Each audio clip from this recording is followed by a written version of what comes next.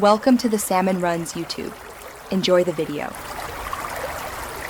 You will start by confirming compatibility and enabling the Nvidia microphone feature.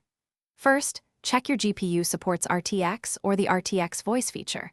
This matters because the model runs on the GPU.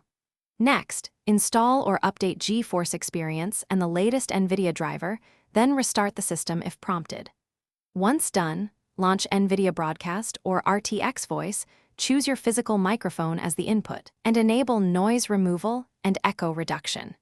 This begins processing audio on the GPU to improve clarity and reduce background sounds.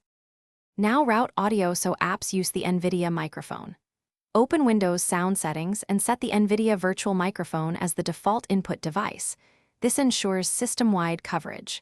Then, in the specific app, Zoom, Discord, OBS, or your DAW, choose the Nvidia Virtual Mic as the input.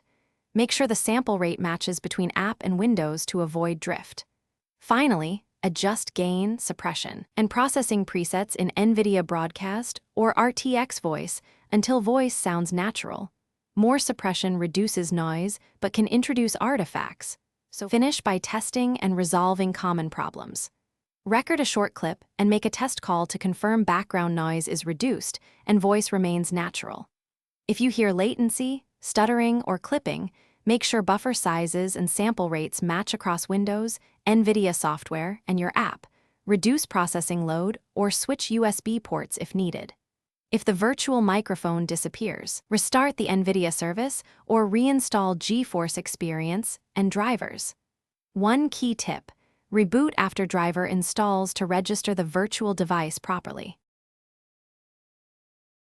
Thanks for watching. Consider subscribing if we helped you.